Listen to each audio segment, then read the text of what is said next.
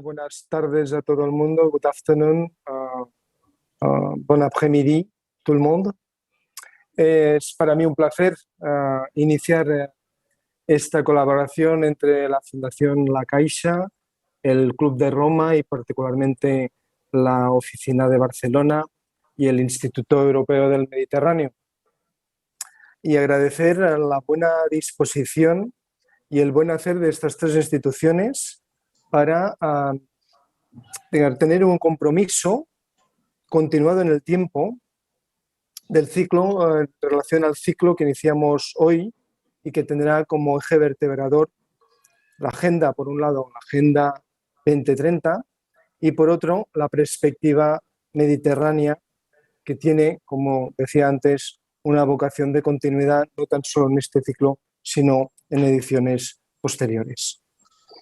Desde el Instituto Europeo del Mediterráneo, que es un think tank especializado en relaciones euromediterráneas y que está muy comprometido con lo que es el desarrollo y la cooperación entre las dos riberas del Mediterráneo, consideramos que la implementación de estos objetivos de desarrollo sostenible es una oportunidad única, primero para hacer frente a los retos comunes que tenemos tanto en Europa como en el Mediterráneo, sur y este, no tan solo medioambientales como se abordarán en este primer ciclo, sino también en los otros objetivos que están previstos en la agenda. También la Agenda 2030 nos da un marco de colaboración importante, o sea, relevante, entre iguales, y esto yo creo que hay que remarcarlo porque por primera vez se establece unos objetivos que se han de cumplir tanto por parte del norte como por parte del sur, y que en este sentido lo que permite el tener obligaciones en ambas partes, en ambas riberas, lo que permite es poder hablar un mismo lenguaje y por tanto favorecer y facilitar la colaboración. Bueno, habida cuenta de que existe un cierto retraso en lo que es la implementación de la Agenda 2030 en el Mediterráneo, yo creo que es especialmente pertinente promover este tipo de debates, no tan solo para sensibilizar de la necesidad de estos instrumentos, sino también para impulsar su desarrollo. Bueno, para iniciar este debate contamos hoy con Jaume Lanaspa, que es el presidente de la Oficina de Barcelona del Club de Roma. Jaume, tienes la palabra. Muy bien, muchas gracias. Buenas tardes, bonjour, good afternoon, masao al khair. Estoy encantado de participar en esta ceremonia inaugural del ciclo organizado conjuntamente entre el Instituto Europeo del Mediterráneo, Fundación La Caixa y Club de Roma, y en particular con la presencia de Josep Ferrer, director general de IEMED, y con la presencia especial y estelar, casi diría, de Sandrine Dixon de Clef, copresidenta del Club de Roma, a la que saludo con toda efusividad. Y gracias también a los participantes en la sesión, de ambas orillas, la ponente, el moderador, el discussant. Todos tenemos claro en el enfoque de esta jornada que o nos salvamos todos solidariamente y aplicando conjuntamente la Agenda 2030 a la que se refería Josep Ferrer, o no nos salvaremos. Y eso, hablándoles con toda franqueza, el que no nos salvemos me resulta relativamente relevante en la medida que posiblemente no llegue a tiempo de ver el desastre, pero no es irrelevante para mis hijos y para mis nietos. Me parece muy importante el tener constancia, el tener la convicción de la necesidad de trabajar conjuntamente y en pie de igualdad, como decía Josep hace un momento. Y otra constatación relevante es que, en mi opinión, la gran mayoría de los ciudadanos mediterráneos compartimos varias cosas. En primer lugar, cierto sentimiento de pertenencia. Para muchos mediterráneos, la identidad mediterránea es una de nuestras identidades, forma parte del conjunto de nuestras identidades.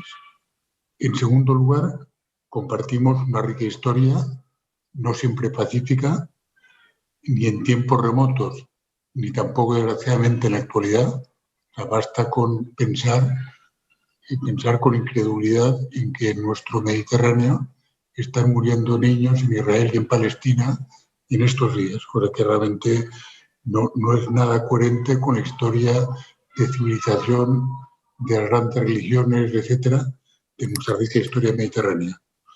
Compartimos también, en parte por esto, los anhelos de paz y de progreso. Los mediterráneos somos personas pacíficas, a pesar de los incidentes que estamos viviendo, y compartimos también, y con esto centro el tema más importante, quizá la convicción acerca de nuestro destino común. Esta convicción probablemente no existía hace unos años, y en este momento mi impresión personal es que ha ido emergiendo con fuerza y somos muy conscientes de que nuestro destino común en ambas orillas del Mediterráneo estará condicionado por los efectos del cambio climático, con especial incidencia en esta zona en términos de equidad, de sostenibilidad e incluso de supervivencia digna. Por eso es tan importante, me felicito mucho por ello, que llevemos a cabo iniciativas como la que hoy y como la del ciclo que hoy estrenamos. Entonces, permítanme, para acabar, saludar a todas las personas que nos están siguiendo telemáticamente y particularmente y afectuosamente a nuestra otra copresidenta de Club de Roma, Mamsel Ramsel. Y si me permiten, y esto es una pequeña pausa publicitaria, el Club de Roma Internacional tiene varias peculiaridades. Una, un modelo de gobernanza de presidencia compartida. Es una organización internacional que desde hace ya unos años comparte presidencia. Segundo, en nuestro caso, la presidencia la ostentan dos mujeres, dos personas valiosas, además de dos continentes diferentes. Esto hace que realmente el Club de Roma pueda tener probablemente una sensibilidad especial hacia los grandes retos de la humanidad. Muchas gracias. Muchas gracias, Jaume. Thanks, Jaume. We have the honor to count in this welcoming. Gracias, Jaume, por estas palabras. Me uno al agradecimiento por la participación de Sandrine Dixon de Clerc, a quien cedo la palabra. Muchísimas gracias. Y muchísimas gracias a todos y todas por haberme invitado. Y también por esas preciosas palabras que acaba de expresar el señor Laraspa.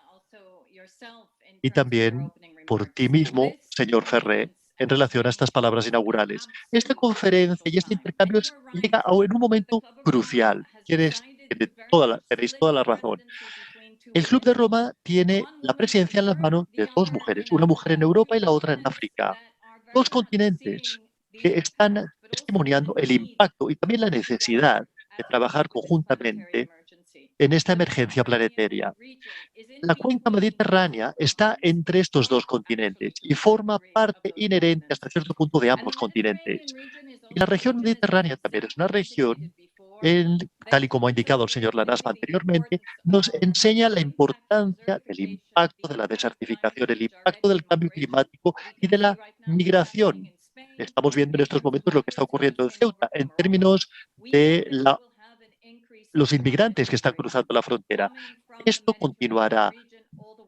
Vendrán a través de la región mediterránea hasta Europa.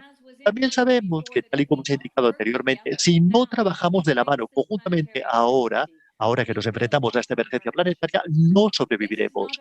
Y esto no solamente es parte de la Agenda 2030, esto es lo que llamamos una década de acción. Esta década de acción que nos llama para trabajar en algunos sectores clave, de manera que podamos cambiar el impacto y el potencial de mitigación que representa el cambio climático. Podemos empezar a desinvestir. Y esto lo hemos estado viendo ya, como España ha hecho una magnífica declaración. Hoy, de hecho, Teresa Rivero, vuestra ministra del Medio Ambiente, acaba de ser entrevistada sobre su trabajo para intentar cambiar y hacer transitar a España en la región mediterránea hacia una economía de bajas emisiones de carbono.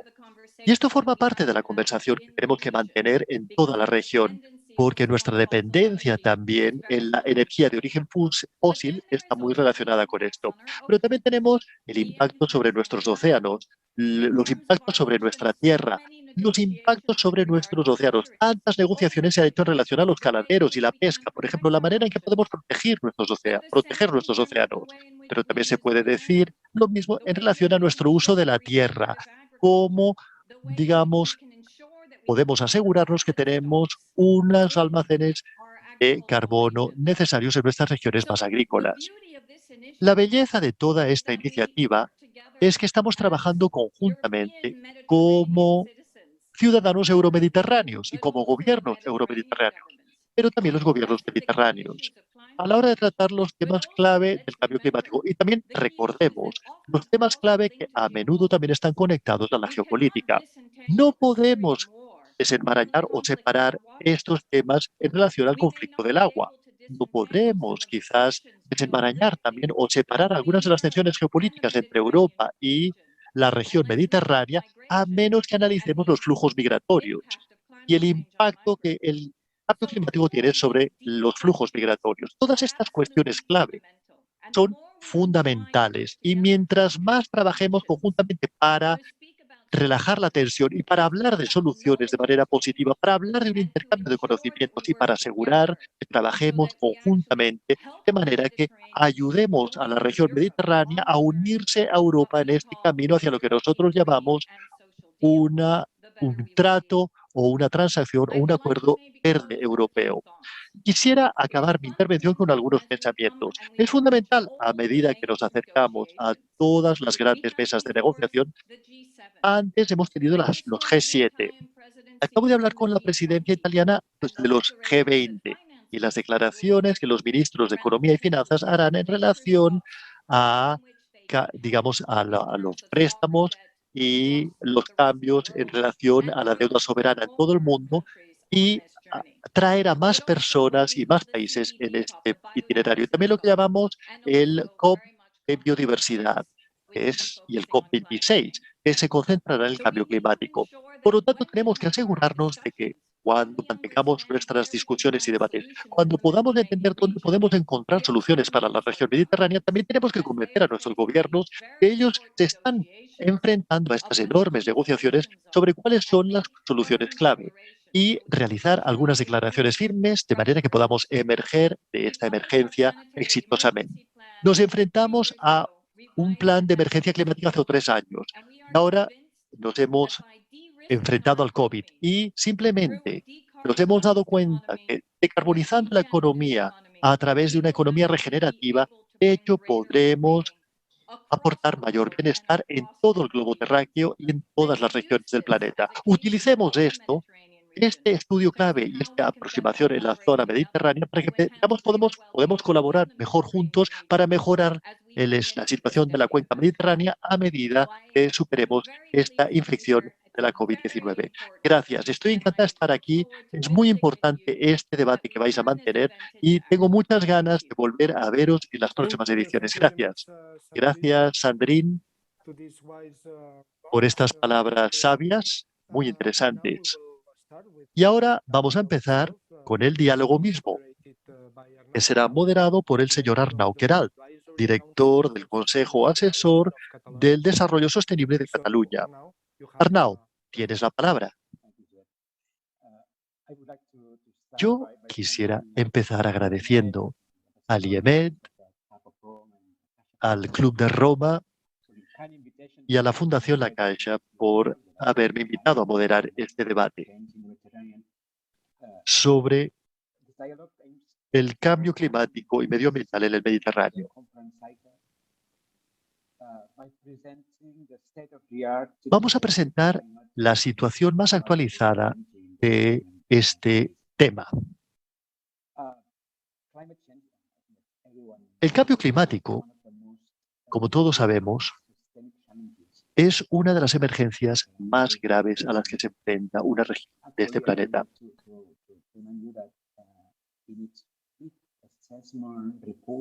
De hecho, se considera nuestra región mediterránea como una de las más afectadas a nivel mundial por esta emergencia climática.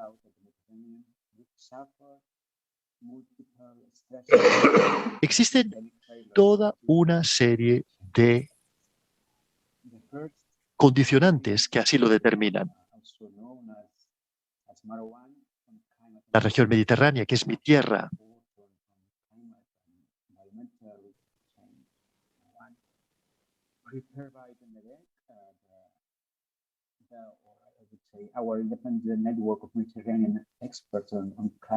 y los expertos independientes así lo indican,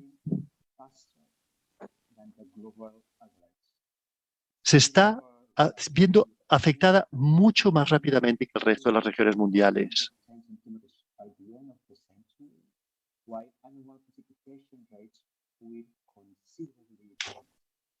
Y esta región es particularmente vulnerable. El cambio climático, conjuntamente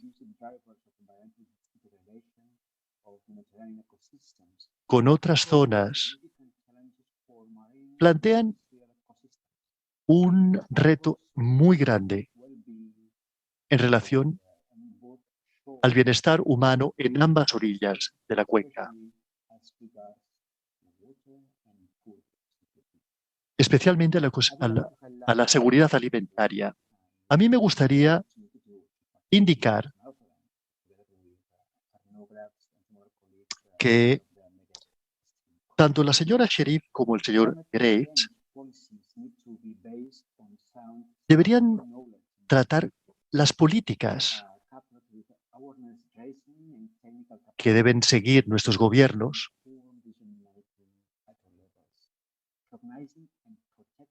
para poder proteger y mitigar los efectos de esta crisis. Existe un mensaje básico proveniente del Mediterráneo que reconoce que el conocimiento científico no está siendo suficientemente utilizado para el proceso de toma de decisiones y se tiene que actualizar y consolidar los distintos conocimientos que se han desarrollado sobre el tema para hacer este conocimiento accesible a las personas responsables de la política para poder facilitar la apropiación de este conocimiento por parte de estas personas con capacidad de toma de decisión. La señora Sherif y el señor Graves desarrollarán el tema del alcance de los desafíos a los que nos enfrentamos con este cambio medioambiental y climático en el Mediterráneo. Pero quisiera enfatizar que ellos representan dos papeles del ENMEC. Uno representa a la comunidad y el otro representa a las personas que trabajan en la creación de un entorno y unas condiciones necesarias para la transmisión adecuada del conocimiento científico a las personas que tienen capacidad de toma de decisión. Por lo tanto, tenemos a dos personas de lujo en el debate de hoy y estoy convencido de que iluminarán con sus mensajes claros y especialmente con algunas recomendaciones para la acción. Por lo tanto, permítanme presentarles muy brevemente. Como ya he dicho, tenemos a la señora Semia Cherif, que es una profesora en el Institut Derrière des Sciences Appliquées de Túnez. Actualmente realiza investigación en las ciencias atmosféricas, cambio climático y utiliza sistemas analíticos y modelaje e inteligencia artificial. Forma parte del MEDE. Y ella recibió el premio de la investigación científica sobre el medio ambiente en el año 2019 y otros premios de gran prestigio también en lo que se refiere a la utilización sostenible en el año 2020. Y Arnaud Grave es asesor climático senior para la acción climática y energética de la Unión para el Mediterráneo. Recibió su titulación de ingeniería de l'École nationale des travaux publics de l'État en Francia. Tiene mucha experiencia en política pública. Entre 2012 y 2017 fue el director del CEMA en Francia y también ha trabajado en la Embajada Francesa de Moscú, etcétera, etcétera. O sea, que tiene una experiencia muy amplia y consolidada. Estoy convencido de que ambos presentarán y proporcionarán una visión fundamental de lo que está ocurriendo en la cuenca mediterránea. Dicho esto, tienen ustedes la palabra. Gracias. Muchísimas gracias.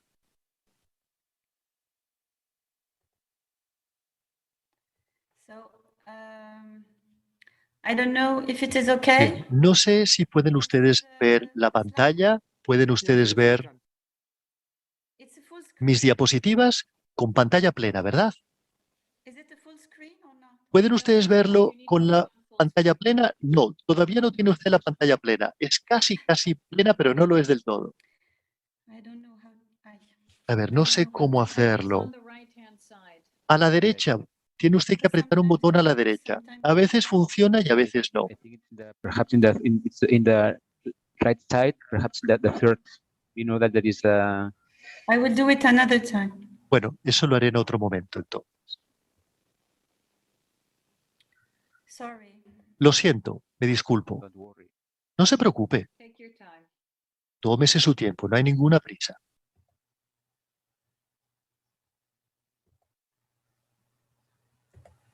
Okay, I think it's okay now. Muy bien, ahora sí, ¿verdad? Sí, perfecto. So, Pues bien, good afternoon, everyone. buenas tardes a todas y a todos. Bonjour. Assalamu alaikum. Soy Hola, Salam Aleikum. buenas tardes. So, first of all, I have to Para empezar, quisiera agradecer a todos los que han pensado en mí.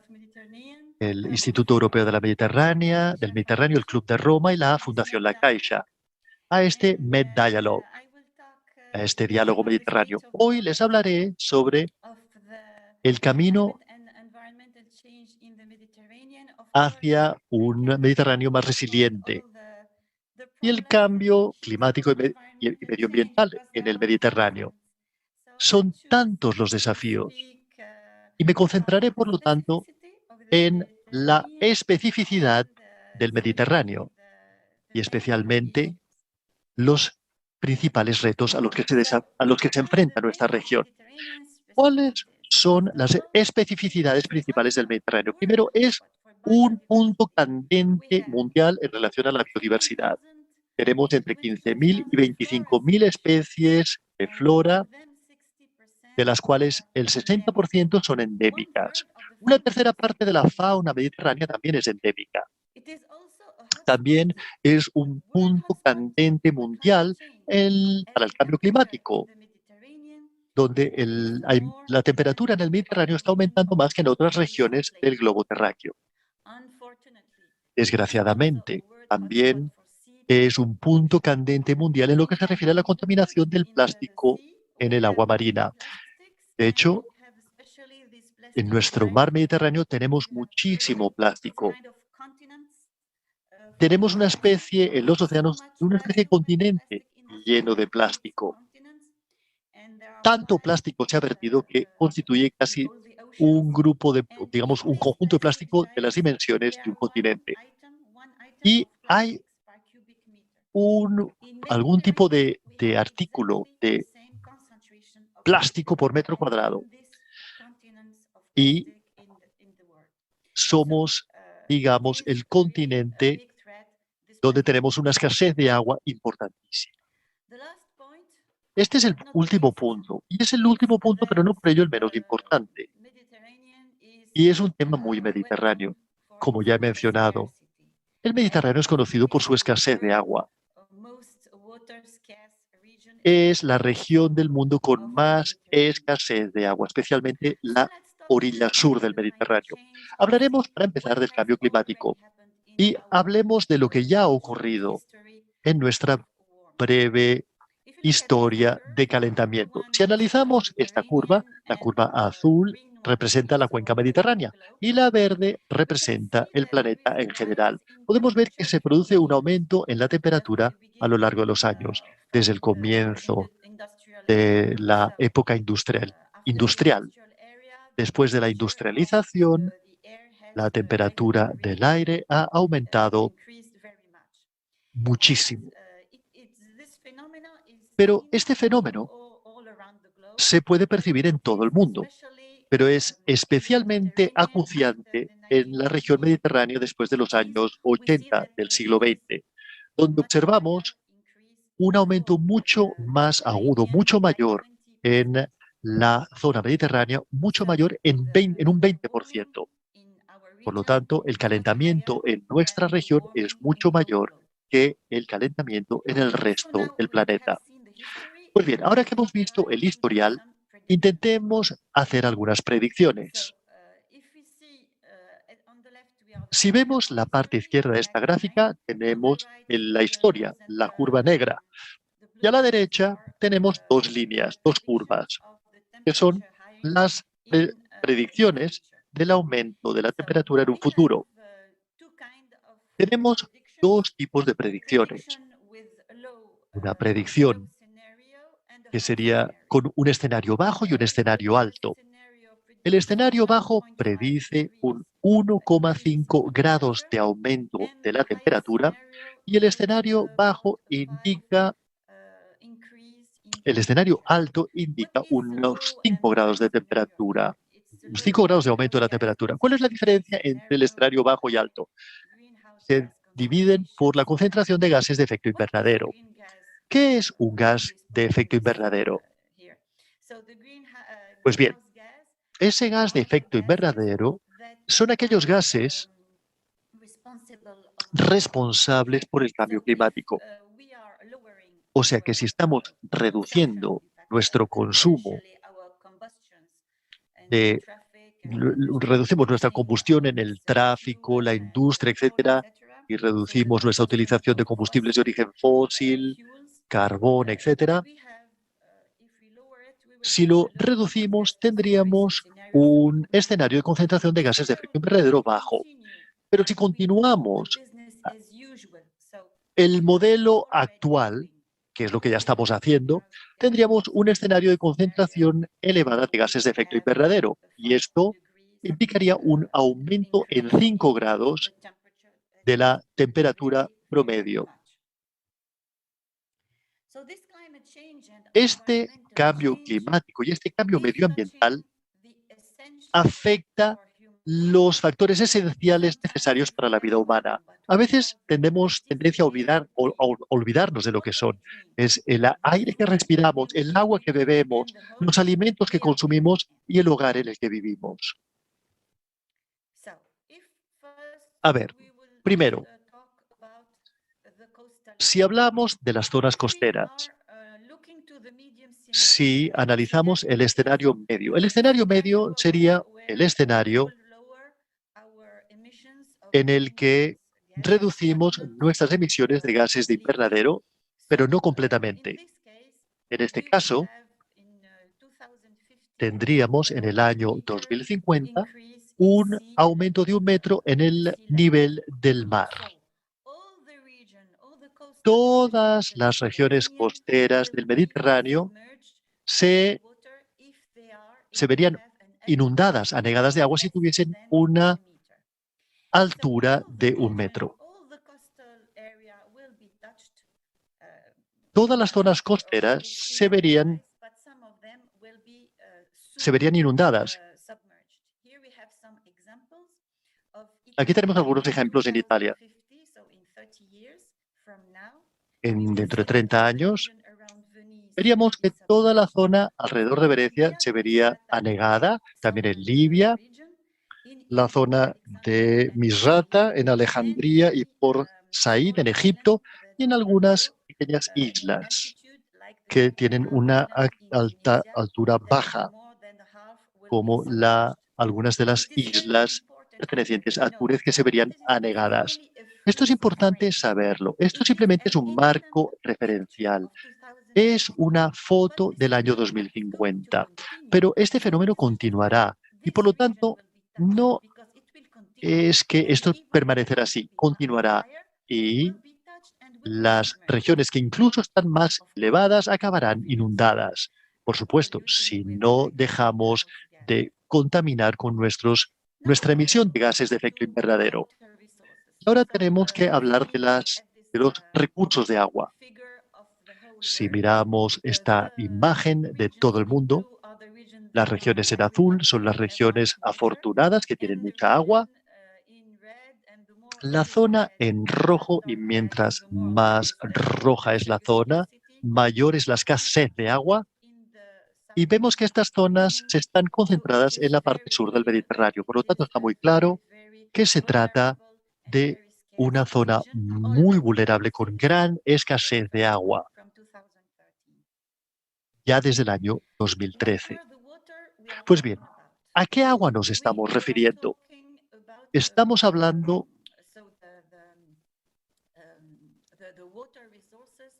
de los recursos, digamos, hidrológicos convencionales.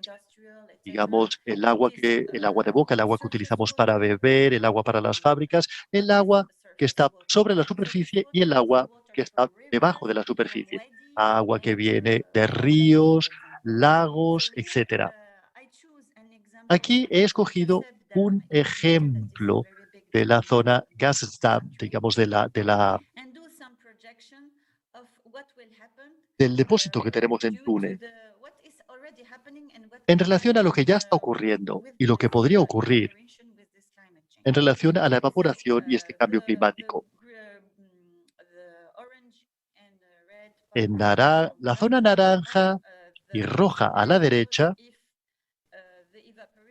son escenarios en los que la evaporación representará un 3% de lo que representa actualmente. Entre 2008 y 2013 fue un 6%. Y si esta evaporación ocurre, tendríamos una, digamos, desaparición totalmente del agua antes del final del siglo. Y si tenemos un aumento de temperatura, es decir, un aumento de la evaporación, la reducción podría ser incluso peor. Esto es simplemente un ejemplo de una represa, porque tenemos que entenderlo. Esta evaporación se está produciendo en toda la superficie de agua de todo el mundo y especialmente en el Mediterráneo, donde tenemos un aumento mayor de la temperatura. Y podemos ver que vamos a tener una reducción del agua de superficie. ¿Qué vamos a decir del agua freática? Aquí tenemos dos imágenes. Aquí tenemos el nivel del mar normal a la derecha y a la izquierda tenemos un pozo que está bombeando agua potable, que es el agua de color azul claro. El agua salina que está por debajo está representada bajo el mar, de manera que el pozo está bombeando agua dulce. Pero si el nivel del mar aumenta, el agua marina que está por debajo entrará aún más bajo tierra y este pozo que anteriormente bombeaba agua dulce acabará bombeando agua salada. Este fenómeno ya se puede ver cuando tenemos una sobreexplotación de estos pozos, pero con el aumento del agua, digamos del nivel del mar, este problema aumentará.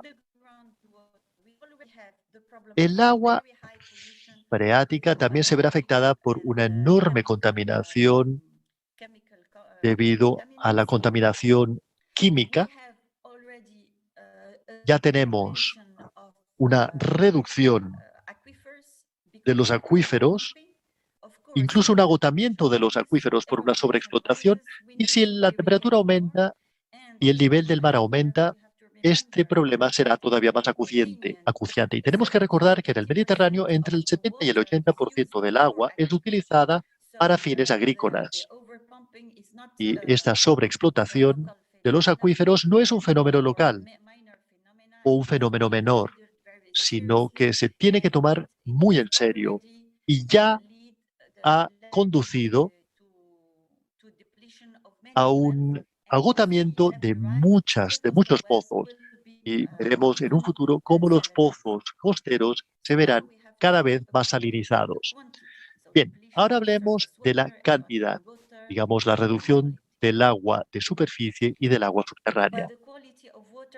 Pero la calidad del agua también está en situación de riesgo debido a la contaminación química por los pesticidas, los metales pesados, nutrientes, los antibióticos, el pH y muchos disruptores endocrinos.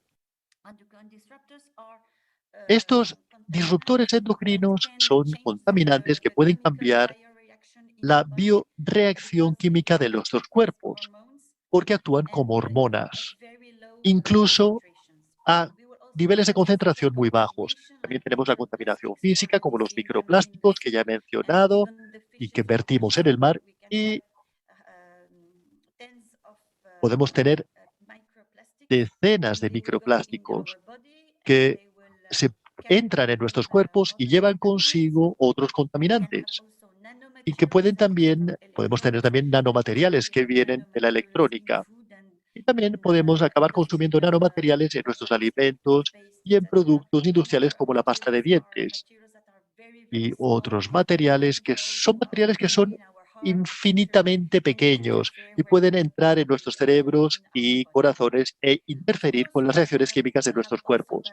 También tenemos la contaminación biológica a través de virus de coliformes fecales, protozoos, virus de distintas formas y gusanos parasíticos en las aguas residuales. Y también la salinización a la cual ya me he referido anteriormente.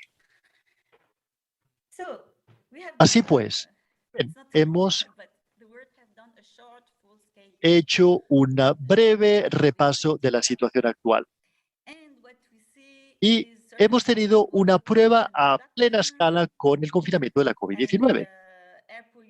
Hemos visto una reducción del NO2, principalmente, cuyo origen es la combustión de combustibles de origen fósil, y la restricción. Esto fue gracias a la restricción del tráfico de superficie y el cierre de industrias no esenciales.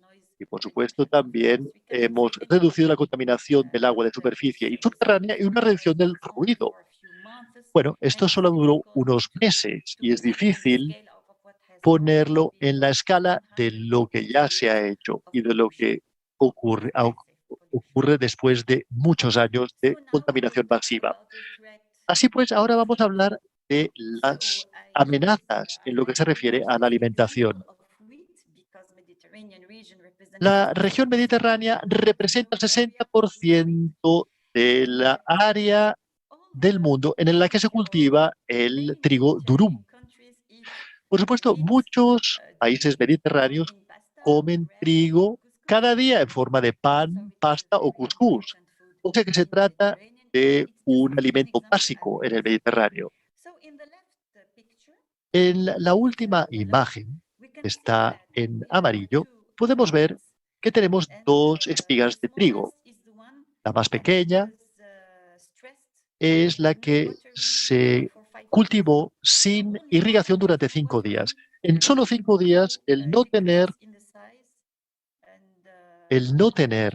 agua ha tenido este efecto sobre la espiga de trigo. A la derecha, en la imagen de la derecha, observamos otro fenómeno debido justamente al mismo estrés, es decir, a esta falta de agua durante 5 días. Aquí se han perdido granos. Bien, ahora hablaremos de las sequías, pero también podemos hablar de otras características, porque claro, la sequía y el aumento de temperatura no es lo mismo.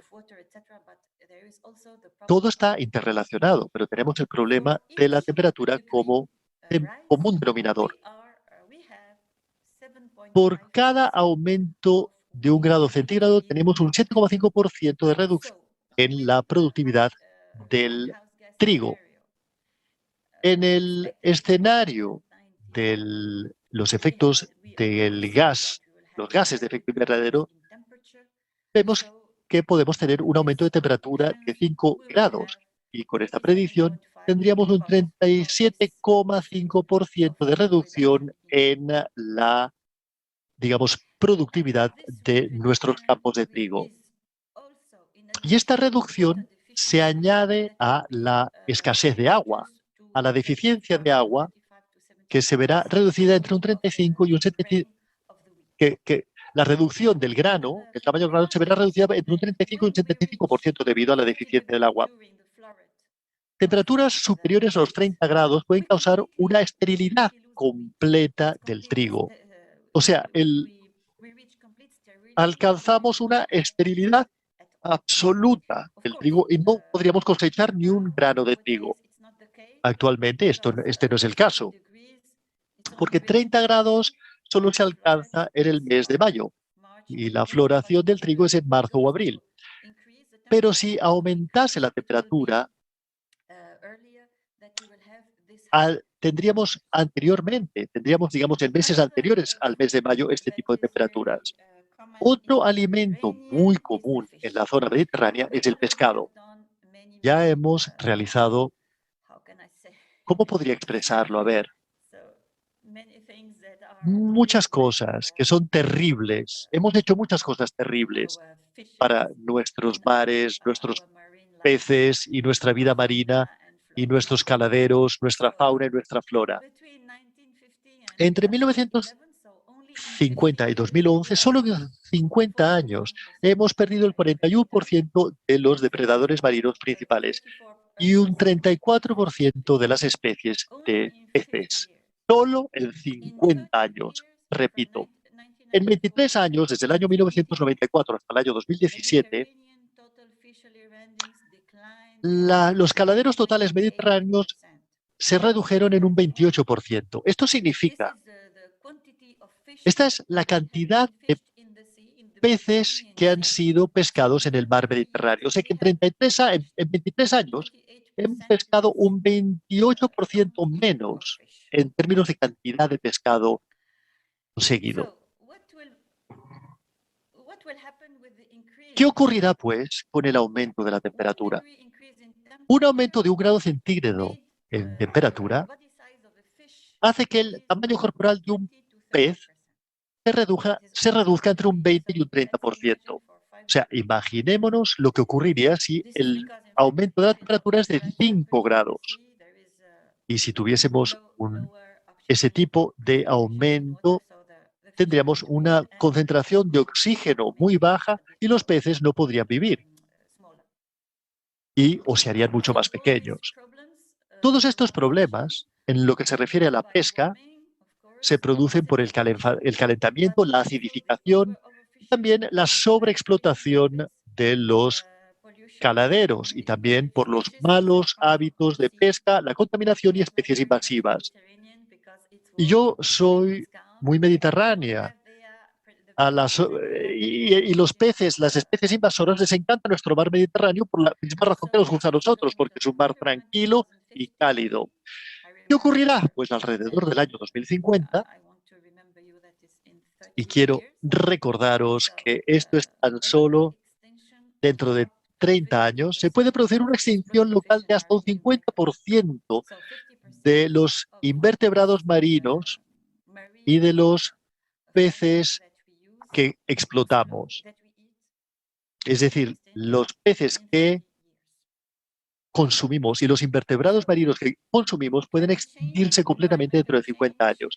Cambio climático, cambio medioambiental, constituyen ambos un factor esencial para nuestra vida humana. El agua que bebemos y con la que irrigamos, los alimentos que comemos o con los que alimentamos nuestros animales, el agua subterránea será salinizada.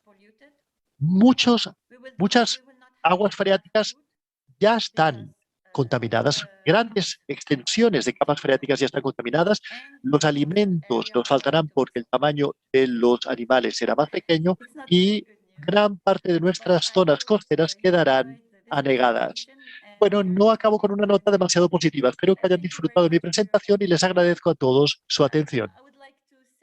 Me gustaría decir que si quisieran más detalles, me lo pueden pedir. Los pueden encontrar en nuestra web, donde pueden también encontrar el informe de 2.600 páginas con muchísimos detalles sobre el cambio climático y medioambiental. Y también allí encontrarán un resumen para aquellas personas que no quieran leer este informe completo. Y les invito a visitar la web y saber más sobre este tema. Muchísimas gracias por su atención. Gracias. Semia, un gran aplauso virtual para usted. Muchísimas gracias por esta excelente presentación.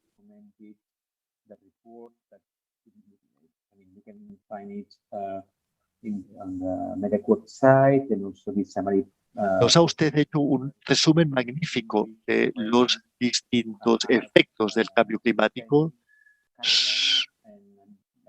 Este informe será traducido al inglés, catalán y castellano. Y me uno a la invitación que extendemos a todo el mundo para leerlo.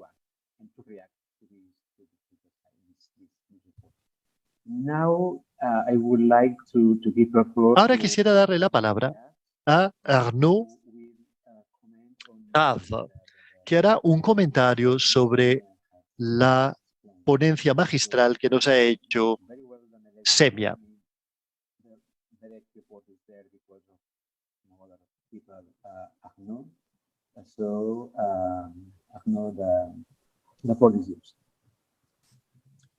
Merci beaucoup. Bonsoir Arnaud. Good evening. Muchas gracias. Muchas gracias, compañeros. Gracias, profesora Semia, por esta excelente presentación. Efectivamente, la UPM ha apoyado a Almedec gracias a Arnau y a otros partners, como el Plan de Acción Mediterráneo del Programa de las Naciones Unidas para el Medio Ambiente y su centro. Bueno, es muy importante. Ahora, para el UPM, la mejor, digamos que este informe y este resumen es una perspectiva fundamental para la región, para poder responder a los retos que, gracias a este informe, están perfectamente documentados, identificados y expuestos. Si me permiten hacer un paralelismo a nivel global, haría esta pregunta: ¿qué persona seria hoy en día cuestionaría los trabajos del GIEC en materia de clima o los del IPBES en materia de biodiversidad? Nadie los cuestionaría. La misma respuesta a este tipo de pregunta ya es una realidad con respecto a los trabajos del MEDEC en el Mediterráneo. Ahora son la referencia científica inevitable en nuestra cuenca en materia de cambio climático y de cambio que afecta a la biodiversidad y a los entornos naturales. Ya no podremos decir que no sabíamos cuáles eran los riesgos, porque la ciencia ha hablado, gracias también al MEDEC. Entonces, nuestro deber es escucharla, comprenderla, pero también contribuir a hacer que sus resultados se conozcan. Gracias, Arnau, y gracias al IEMET, de nuevo, por este evento. El principal reto al que nos vemos enfrentados hoy es asegurarnos de que las recomendaciones científicas se entienden bien, se integran perfectamente de la mejor forma posible en las diferentes decisiones políticas correspondientes para actuar de manera razonada sobre todos los sectores afectados lo antes posible y con una voluntad de ser eficientes desde el punto de vista económico y financiero. Sin duda, todavía queda un trabajo importante que hacer para que las recomendaciones científicas adecuadas se utilicen correctamente en las políticas para modificarlas, elaborarlas, construirlas, construir también nuevas políticas en materia de atenuación y de mitigación. Empezamos este trabajo a través de diferentes programas de uso en el ámbito climático para los sectores más sensibles ante el cambio climático. Hemos empezado con la Organización Meteorológica Mundial o con el programa europeo Copérnicus. Otro reto es el de la unidad a nivel global para reconocer la emergencia también a nivel mediterráneo, como ha sido reconocida para otras regiones y otros países, como los pequeños estados insulares. El tiempo es urgente, los medios son limitados, aunque hay un cierto movimiento de fondo que ya ha empezado, pero los medios utilizados todavía no están a la altura de los retos. Debemos intentar obtener el máximo de beneficios posibles. Inversiones en infraestructuras son muy importantes. También tenemos que formar, informar, invertir en la educación y en la investigación. Debemos utilizar totalmente los términos del Acuerdo de París. Es una de las mejores maneras de avanzar, porque todos los presentes en este Acuerdo de París tienen que hacerlo vivir y prosperar en toda la región. Es un marco de cooperación norte-sur excelente y ofrece herramientas extraordinarias de desarrollo para los países del sur de la región. En realidad, estamos empezando ahora a darnos cuenta de todos los beneficios posibles que ofrece este acuerdo.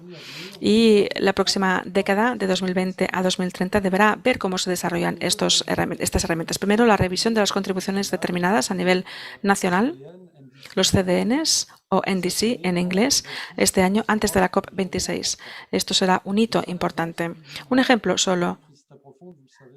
En Líbano hay una crisis muy profunda, pero el Líbano es uno de los primeros países que ha presentado su revisión de los CDNs porque son conscientes de que en un contexto tan difícil son una oportunidad extraordinaria para dar un nuevo marco de inversiones que sea climático compatible. Así pues, los CDNs ya abordan y deben abordar los numerosos objetivos del desarrollo sostenible y no solo el de la acción climática. La revisión que se debe hacer de aquí hasta 2030 para los ODS será una oportunidad crucial.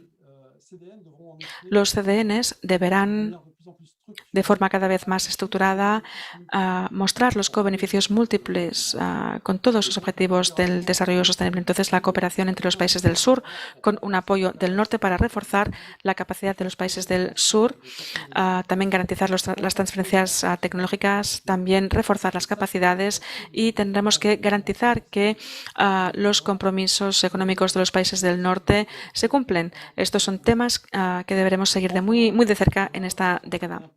Finalmente, y ahora me alejo un poco de este marco de 2030, pero hay que recordarlo, en cuanto sea posible deberemos también abandonar el uso de las energías fósiles.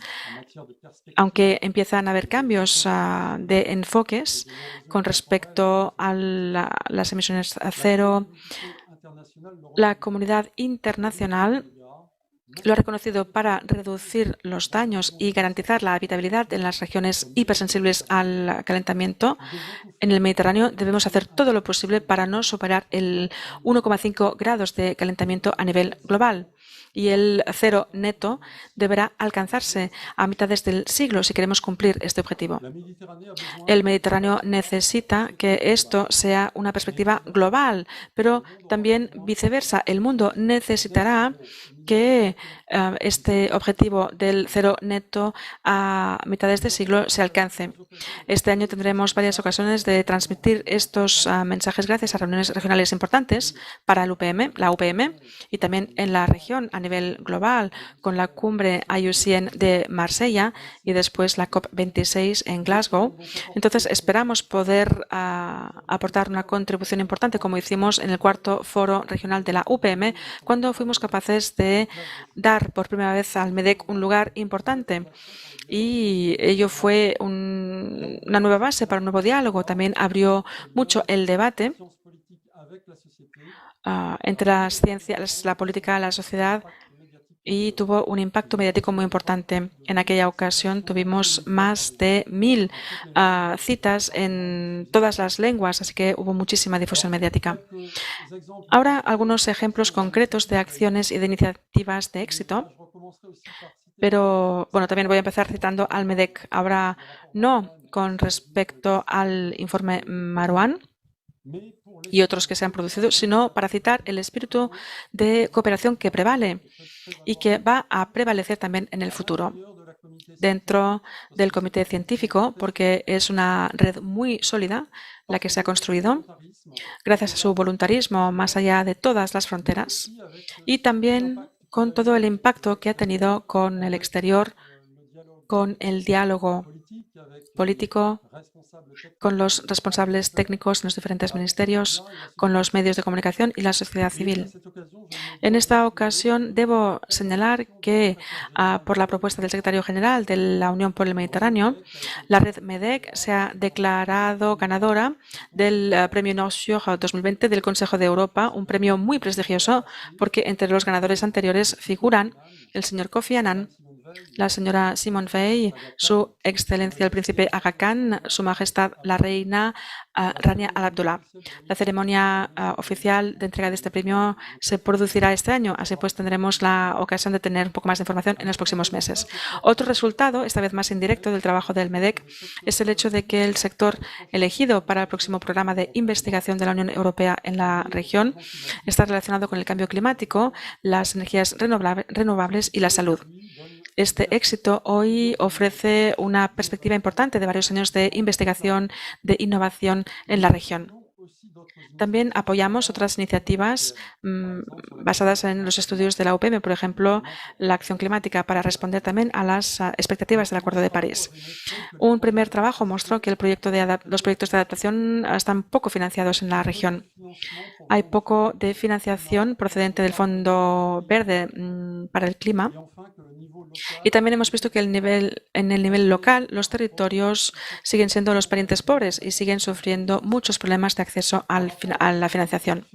Con respecto a estos diferentes retos, la UPM ha desarrollado muchos enfoques para intentar responder a ellos. Gracias al trabajo de estas plataformas, gracias a la labelización por parte de la UPM, por primera vez de un proyecto financiado por la Unión Europea, el proyecto ClimaMed, y también a través de diferentes acuerdos de cooperación.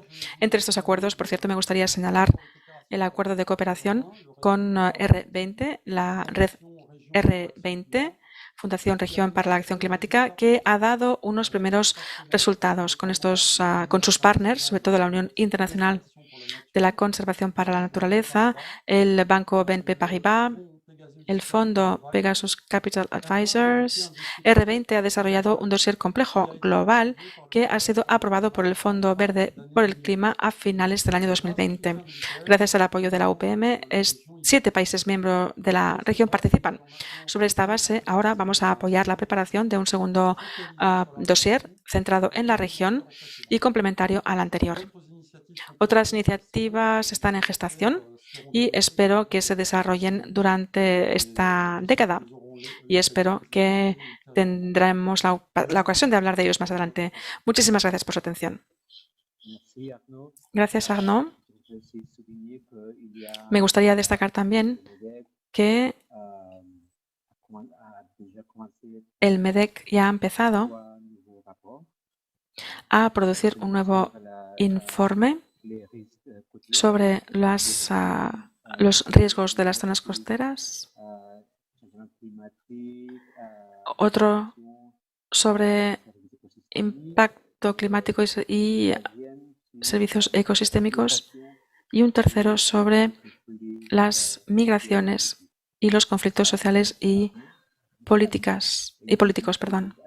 Disculpen, pero el sonido de Arnaud es deficiente. Ahora se están eligiendo a los autores. ¿Es así? Sí, correcto.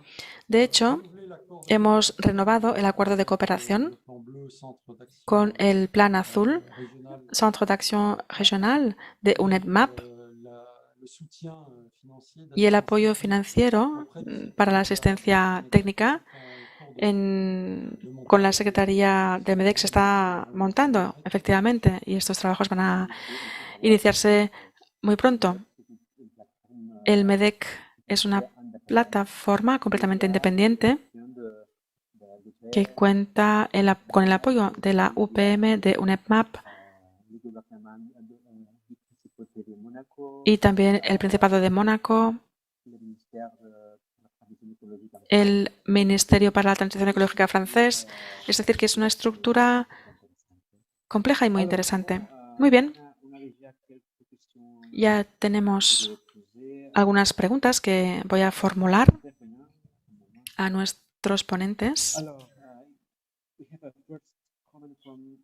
Josep Canals, Secretary General of the Cities, and he says, Tenemos un comentario de Josep Canals que dice: hay que concienciar al público con algunos ejemplos específicos.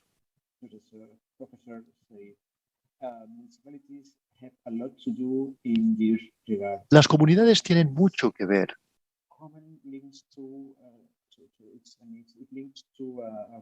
Con todo esto. Y esto se remite y se conecta específicamente a la situación poblaciones del sur del Mediterráneo. Del Mediterráneo son conscientes de las consecuencias del cambio climático. El reto climático es una prioridad en un país como Turquía. ¿Me ha escuchado bien? Voy a responder en francés. Sí, adelante, porque tenemos traducción. Bien, de hecho, solo puedo dar mi opinión. No creo que la población sea consciente de la gravedad. Evidentemente, la gente nota el cambio climático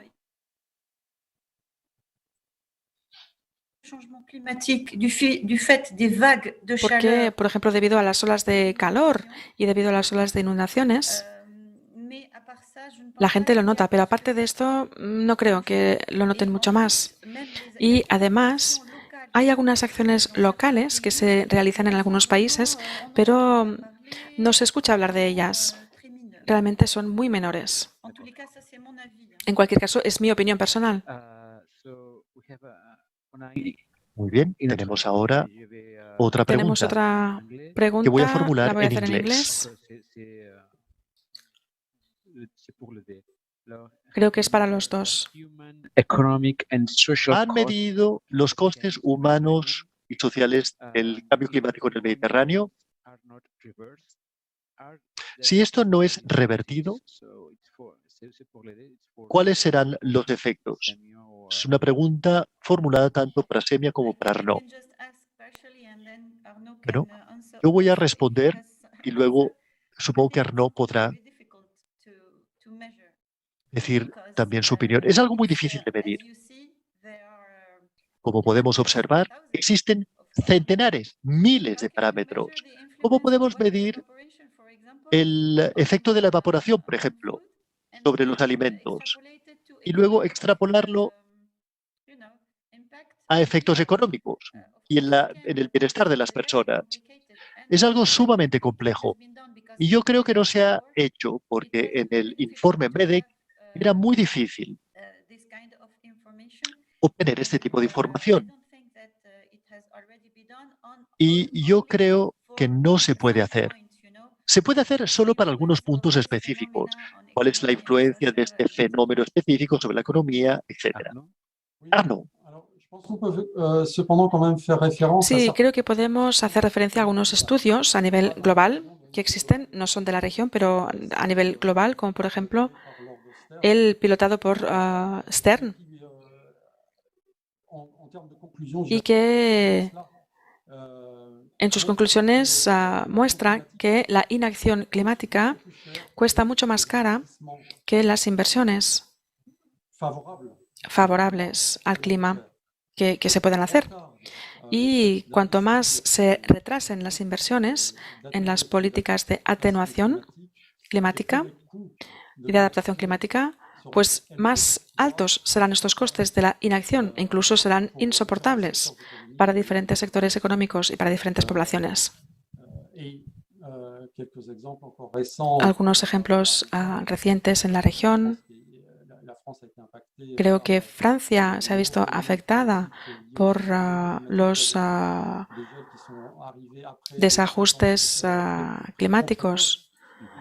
Han tenido heladas de forma muy precoz y los agricultores no estaban asegurados contra este tipo de riesgos. Entonces el impacto económico ha sido enorme. Es solo un pequeño ejemplo, pero evidentemente podríamos encontrar muchísimos más. Sobre el tema de las corporaciones territoriales, antes he citado el ejemplo de Climamed. Me gustaría precisar que se trata de un proyecto que moviliza a un centenar de ciudades en 8 países del sur de la región. Efectivamente, todavía no hay suficiente comunicación, es decir, que no comunicamos lo suficiente todavía cuando hacemos este tipo de ejercicios, incluso el de hoy, ¿verdad? Pero evidentemente hay un trabajo de formación, de educación y de información que hay que hacer en todos los medios y en todos los niveles. Exacto, está claro. Creo que es necesario explicar muy bien a la población los impactos del cambio climático,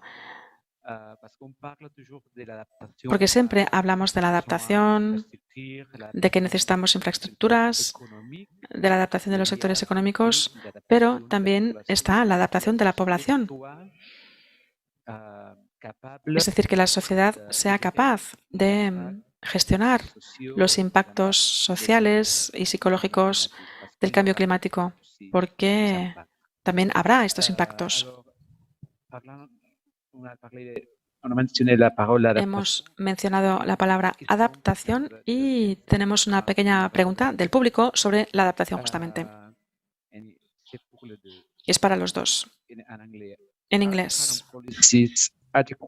¿Las políticas actuales son adecuadas para alcanzar las ODS en el año 2030?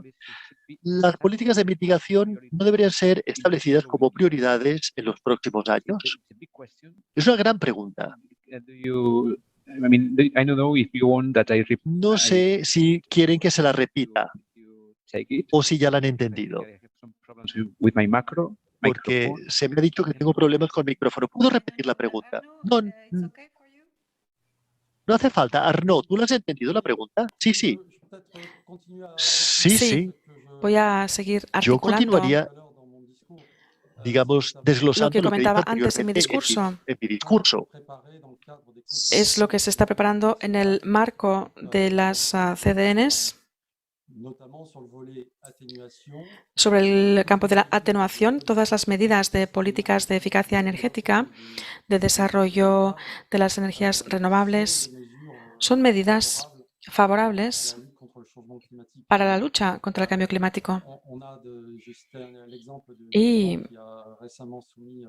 por ejemplo, se ha presentado un documento más ambicioso en el marco de la preparación de la COP26. También podríamos citar el ejemplo de España, que acaba de presentar un plan con horizontes y perspectivas también muy ambiciosas en materia de atenuación. Entonces, con respecto a la cuestión de la adaptación, y quizás también, bueno, diría que la adaptación está menos madura que la de la atenuación, pero podemos citar el ejemplo de la nueva estrategia de la Unión Europea en materia de adaptación, que también cubre una parte del Mediterráneo. Para tener el enfoque más coherente posible en nuestra cuenca, también hemos propuesto que en las instancias científicas de consulta que se vinculen con la estrategia de adaptación, hemos propuesto pues que el MEDEC tenga un lugar dentro de esta instancia para que los trabajos de la Unión Europea también puedan ser beneficiosos para los países del sur y a la inversa, que también la Unión Europea pueda beneficiarse de la experiencia de los países del sur en materia de gestión razonable del agua y de los impactos de las olas de calor, etc. D'accord. Samia, Bien, Semia, est-ce que tu veux ajouter quelque chose? ¿quiere añadir algo?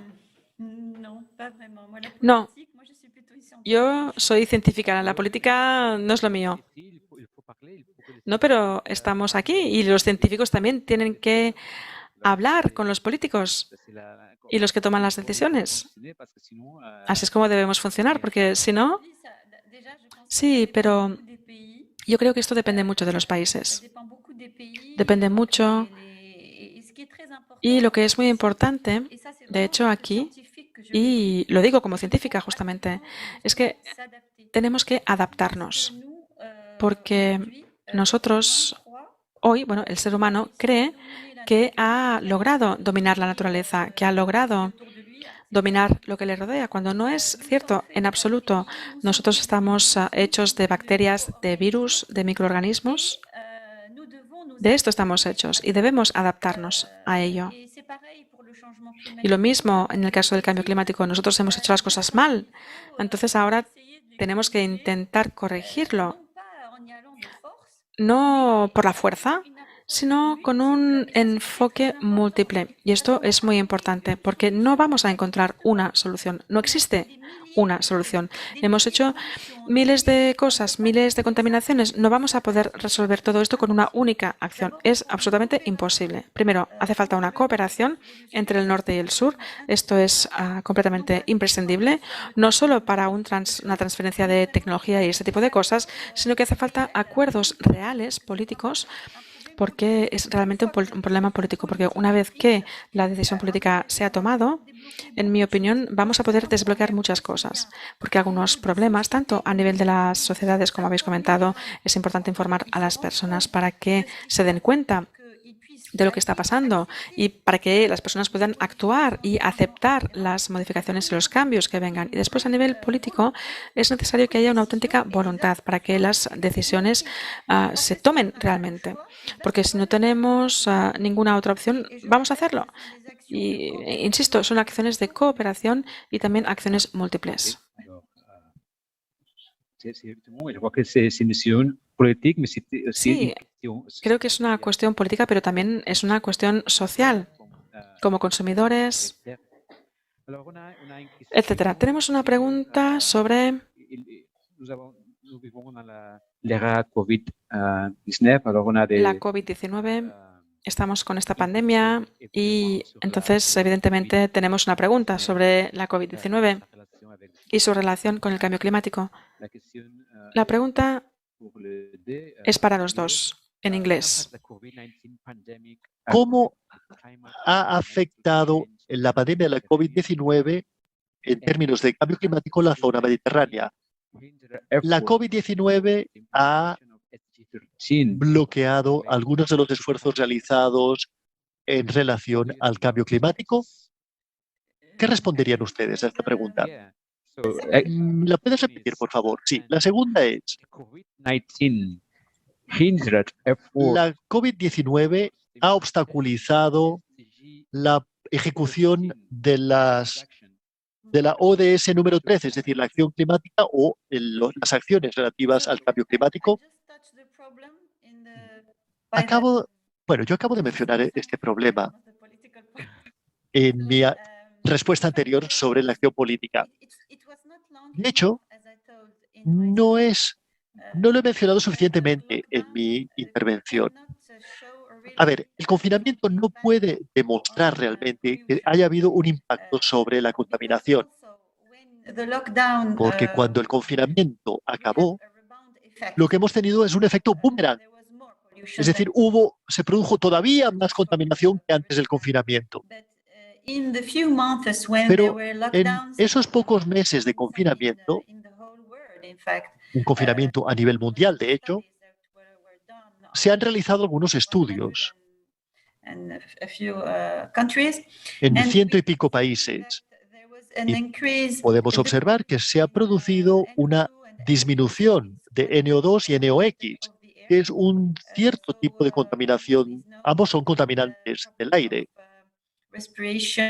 Y esto, por supuesto, tiene un efecto sobre problemas de cáncer de pulmón y respiración, problemas respiratorios. Y también hemos visto una disminución, por ejemplo, en otros factores que causan, por ejemplo, el agujero de ozono. En otros casos, las observaciones son más claras. Tenemos agua más limpias, aguas costeras más limpias. Hemos hecho algunos estudios y algunos análisis y se produjo una reducción de los contaminantes en el agua marina, en las capas freáticas y también el agua potable en superficie. Y yo creo que esto es debido sencillamente a que la contaminación industrial se redujo drásticamente durante el periodo de confinamiento. Las fábricas se cerraron y no podían continuar contaminando. Asimismo, como ya he dicho, he hablado de una reducción de la contaminación sonora, porque claro, no hay tráfico, no hay industrias y por lo tanto los principales generadores de ruido se cerraron. Parfait. Arnaud? Sí, gracias. Efectivamente, todos hemos observado diferentes consecuencias coyunturales, un poco positivas, podemos decir, sobre el medio ambiente, pero las infraestructuras no han cambiado en el fondo. Entonces, los fundamentales económicos relativos a las consecuencias de la actividad económica sobre el cambio climático no han cambiado. En cambio, el fuerte impacto de la COVID-19 en materia de la concienciación con respecto a las relaciones entre la naturaleza y el medio ambiente y el ser humano y las consecuencias dramáticas que se pueden producir. Creo que esta concienciación ha sido muy importante.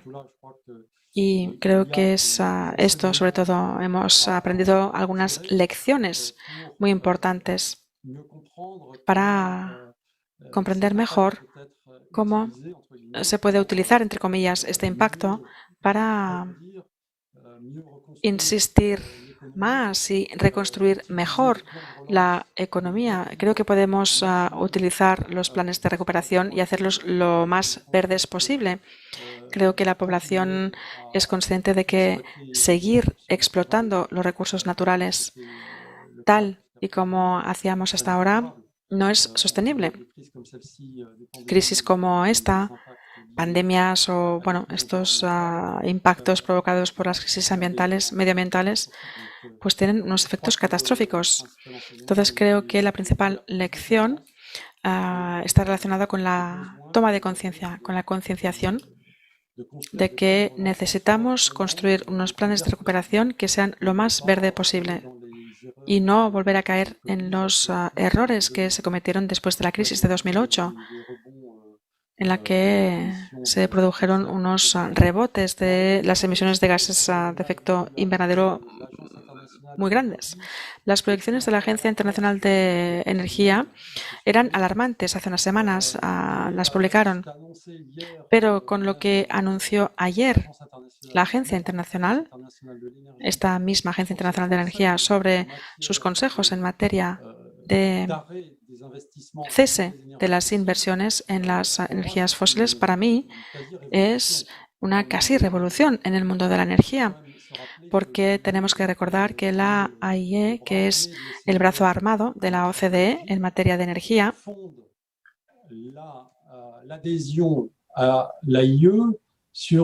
basa la adhesión a la IAE sobre cuestiones de seguridad energética basadas sobre las reservas de petróleo.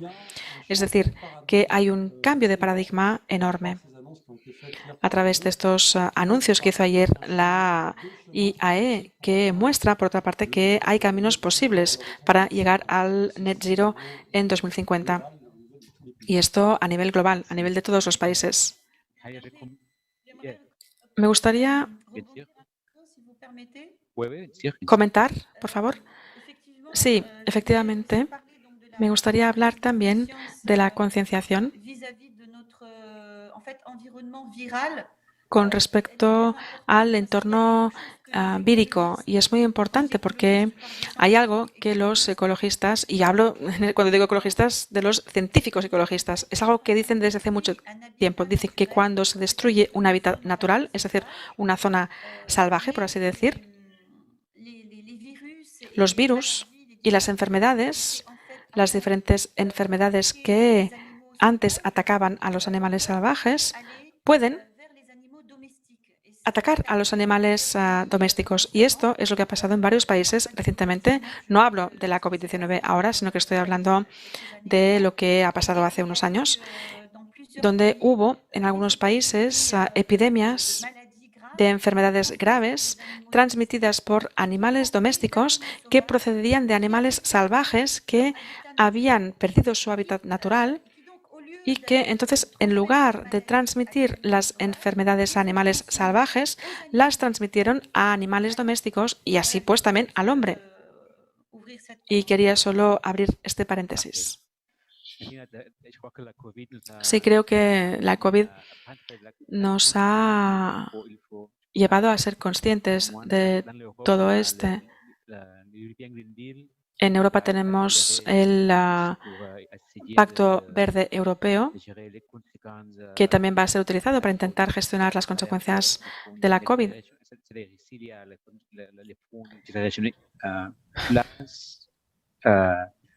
Green New Deal qui a été prouvé avant de la pandemia. Este Pacto Verde se aprobó antes de la pandemia, pero es un elemento importante. Y no sé si podríamos tener un Pacto Verde Mediterráneo, pero esto quizás sea tema para otra sesión. Creo que Arnaud ha mencionado el informe de la Agencia Internacional de Energía. Me gustaría recomendarlo a todo el mundo porque sus conclusiones son muy importantes, son muy potentes. Y cuando la Agencia Internacional de la Energía lanza mensajes de detener las inversiones en las energías fósiles, pues todo el mundo tiene que adaptarse. O todo el mundo tiene que intentar seguir el mensaje, o al menos leerlo. También tenemos una pregunta sobre el tema energético y va a ser la última pregunta, porque vamos a terminar en 7 minutos. Vamos a ser puntuales. Entonces, la pregunta en inglés es para Arnaud, pero Semia también puede contestar a ella. Dice: ¿existe un plan de acción para animar proyectos de energías renovables entre los miembros, proyectos de energía renovable entre los países que no pertenecen a la Unión Europea, pero que sí forman parte de la cuenca mediterránea? Arnaud.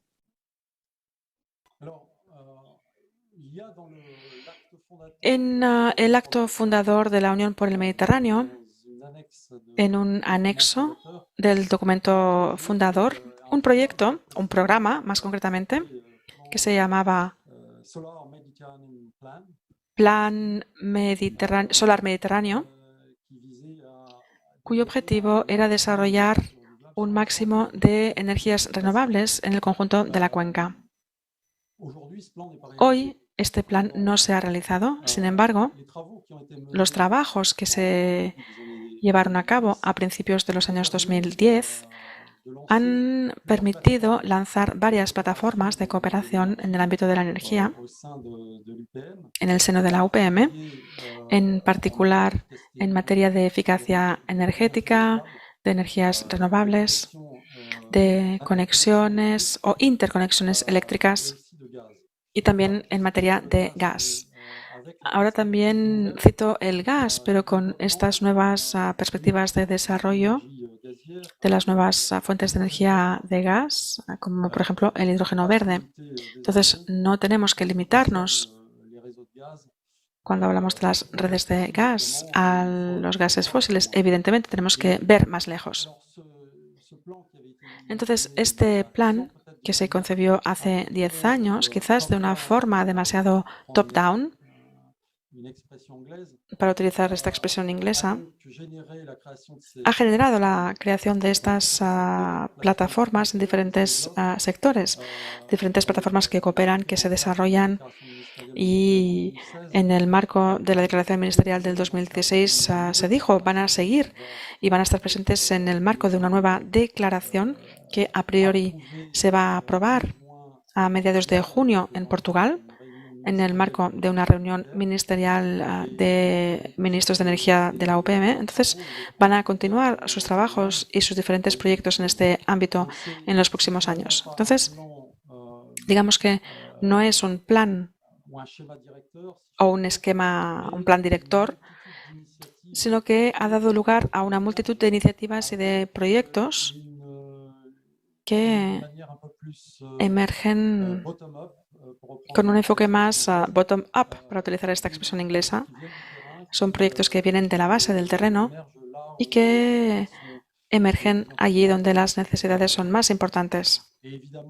Y evidentemente, las fuentes de energías renovables solares que se encuentran en el sur son uno de los principales vectores de esta cooperación y de los proyectos que van emergiendo. Perfecto. Semia. Sí, yo este problema de la energía no soy especialista, pero me he interesado un poco en él, porque no entendía cómo los países del sur no se han lanzado a esto de forma masiva, porque hace muchos años en Alemania, por ejemplo, Alemania nos ofreció un muy buen ejemplo de uso de las energías solares cuando no es uno de los países con más sol, precisamente. Pero en Túnez, por ejemplo, he visto el ejemplo. Ha habido muchos proyectos abortados, hay problemas. Digamos que creo que hacen falta estímulos, incentivos financieros, de reducción de impuestos, porque los paneles solares son muy caros. Entonces, yo creo que esto es lo básico, más que no haya la voluntad de instalar estos paneles. Creo que es más un problema de que faltan incentivos, es mi opinión, después de lo que he visto. Sí, un marco más favorable a las inversiones a todos los niveles, a los niveles de las empresas, evidentemente, pero también de los particulares. Exacto. Tanto a nivel de los particulares como de las empresas. Exactamente, sí. Me gustaría quizás concluir con este punto diciendo que hemos insistido bastante para que haya un cuarto informe en la próxima fase de desarrollo de la MEDEC que se dedique a las cuestiones de la atenuación y de la energía. Para volver al capítulo de energía de Marwan, que desgraciadamente quizás es el que va a envejecer más rápido, teniendo en cuenta la aceleración de la transición energética que se está produciendo desde hace un año y que se confirma con lo que la Agencia Internacional de la Energía anunció ayer. Sí, estoy de acuerdo contigo. Quizás es el capítulo que va a envejecer, como has dicho, más rápidamente. Pero esto es muy importante. Si queréis saber más sobre la transición energética en el Mediterráneo, por favor, tomad nota de que el segundo diálogo de este ciclo se concentrará justamente en la energía. O sea que, Jaume, permíteme, por favor, que haga esta cuña publicitaria. Esto se hará el 16 de junio. O sea, por favor, apuntad todos esta fecha en vuestros calendarios. El 16 de junio del 2021 nos concentraremos en la aceleración de la eficacia energética en el Mediterráneo Sur y en el Mediterráneo Oriental. ¿Cuáles son los factores clave y los desafíos? Considero que habéis hecho algunos comentarios muy importantes y todos hemos tomado buena nota de ellos. Es un tema fundamental, no solamente en la cuenca mediterránea sur y oriental, sino también en la orilla europea del Mediterráneo. Y no solamente aquí en Cataluña, sino en el resto de Europa estamos acelerando este tema. Son las 7:30 en punto. Es la hora de cerrar oficialmente la sesión. Jaume y Josep, muchísimas gracias. Este ha sido un debate inicial, una sesión inicial para, de alguna manera, definir el escenario. Pero es evidente, ya sabíamos que estábamos de acuerdo, pero estamos más convencidos que nunca que el cambio climático es uno de los desafíos clave para los ecosistemas, para el medio ambiente y también para las economías y para las sociedades. Y esto es muy importante. Pero uno de los puntos más importantes que el informe BEDEC enfatiza es que estamos experimentando el cambio climático, pero también un cambio medioambiental. Ambos están interconectados, pero no son lo mismo. No todo lo que ocurre en el Mediterráneo debería relacionarse al cambio climático. De alguna manera, la manera que tenemos de construir nuestras ciudades, la manera que tenemos de comportarnos como humanos, el impacto de nuestras actividades sobre el medio ambiente proporcionan una combinación de motores que afectan el clima y el medio ambiente en el Mediterráneo.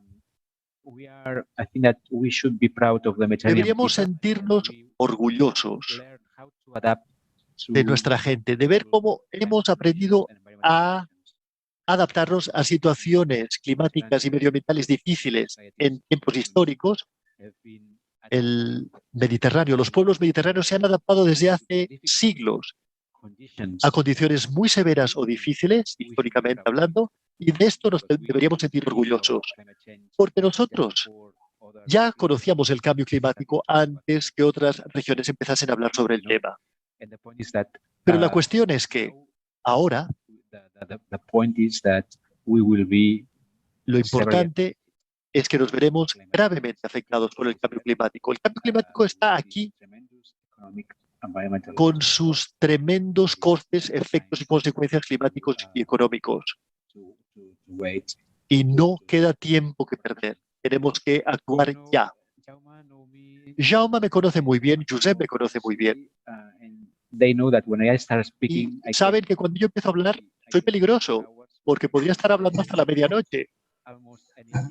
Y por eso voy a intentar ser lo más breve posible. Y diré muchísimas gracias. Gracias a la profesora Semia Sherif y al profesor Arnaud Graf por sus aportaciones. Han sido muy interesantes para el público. Y Jaume y Josep, gracias por habernos invitado a los tres. Estoy convencido de que tendremos ocasión de volvernos a ver en el segundo diálogo para aprender mucho sobre la energía. Gracias de nuevo. Merci, bonne soirée. Good evening, bon vespre y hasta la próxima. Buenas noches. Hasta la próxima, gracias.